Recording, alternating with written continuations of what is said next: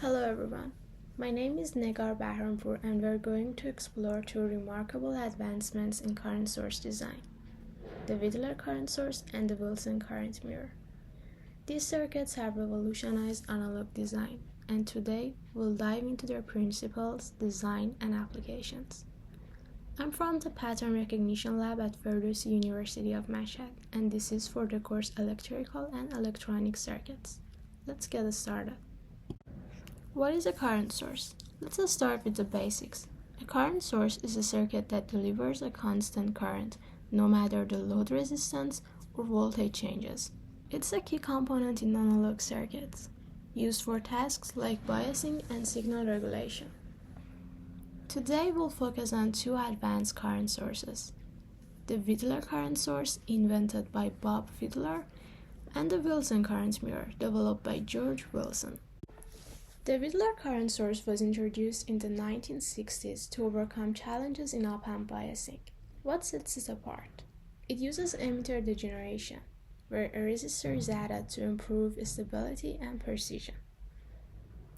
It's ideal for small output currents, ranging from 10 microamperes to 500 microamperes. Its output current is temperature dependent, making it proportional to absolute temperature. The design includes VBE compensation to account for mismatches in transistor behavior. How it works? Let's analyze the Widlar circuit. As you can see, I reference is equal to the collector current plus the base current of the two transistors. So Iref is equal to IC1 plus IB1 plus IB2. Using KVL in this loop, we have minus VBE1 plus VBE2 plus IE2 times R2 is equal to 0. So VBE1 is equal to VBE2 plus R2 times IE2. As we know the basic equation of the transistor, collector current is given by IS saturation current times E to the power of VBE divided by VT. So in transistor 1, VBE1 will be given by VT times ln IC1 divided by IS1. And in the transistor 2, VBE2 is equal to VT times ln IC2 divided by IS2. And if we substitute third and fourth equations into the second equation, we have VT times ln IC1 divided by IS1 is equal to VT times ln IC2 divided by IS2 plus R2 times IE2. We can rewrite this as VT times ln this one divided by this one is equal to R2 times IE2. Since transistors are matched, IC1 and IC2 are the same. Therefore, VT times ln IC1 divided by IC2 is equal to R2 times IE2. Now let's rewrite Iref. We know that Iref is equal to IC1 plus IB1 plus IB2, and in transistor, the base current is the collector current divided by beta. So Iref is equal to IC1 plus IC1 divided by beta plus IC2 divided by beta. Therefore, Iref minus IC2 divided by beta is equal to 1 plus 1 over beta times IC1. Multiplying both sides of the equation by beta, we get beta times Iref minus IC2 is equal to beta plus 1 times IC1, so IC1 is equal to beta times Iref minus IC2 divided by beta plus 1. Substituting equation 6 into 5, we get the result of VT times ln beta times Iref minus IC2 divided by beta plus 1 times IC2 is equal to R2 times IE2. And since IE2 is the emitter current of the transistor 2, we can replace it with the beta plus 1 divided by beta times IC2. Now let's move on to the Wilson current mirror. This circuit was designed to address limitation of a basic current mirror. It offers high accuracy and low sensitivity to mismatches in the transistor gain, beta compensation to reduce errors, high output resistance, making it more stable. There are two primary types of Wilson current mirror.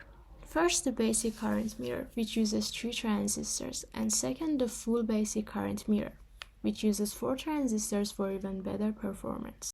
How it works? Let's analyze the basic Wilson current mirror.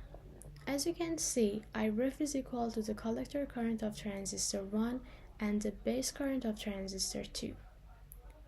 And we can write the emitter current of transistor 2 as the base current of these 2 transistors and the collector current of the transistor 3.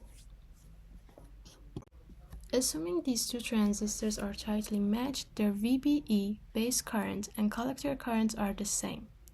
So we can rewrite IE2 as IC3 plus 2 times IC3 divided by beta, which is equal to IC3 times 1 plus 2 over beta, or IC3 is equal to beta divided by beta plus 2 times IE2. Since IC3 and IC1 are the same, we can rewrite this by replacing IC3 with IC1. In this transistor, we can assume that its emitter current is almost equal to its collector current. Therefore, IE2 is almost equal to Iout. And we know that Ireference is equal to IC1 plus IB2, and IB2 is given by Iout divided by beta.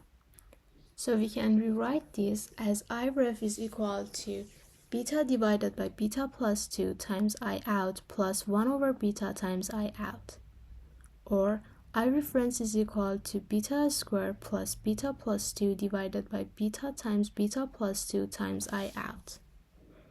Here's a picture of full Wilson current mirror configuration. Now let's compare the basic and the full Wilson current mirror. The full Wilson current mirror uses 4 transistors instead of 3. It adds additional feedback to increase the output resistance and accuracy.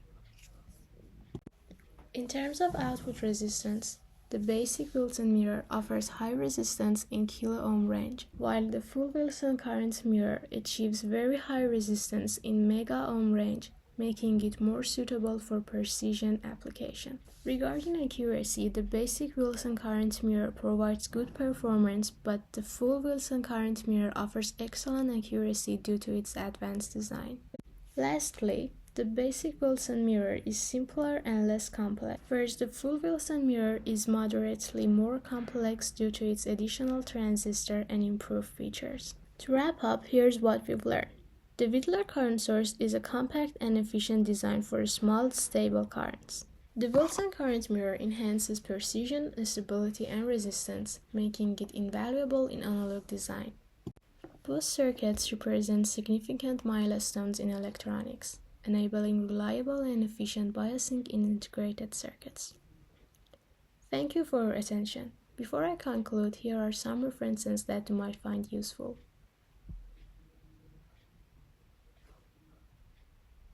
Thank you again. If you have any questions or would like to reach out, you can contact me at negarbahram03@gmail.com.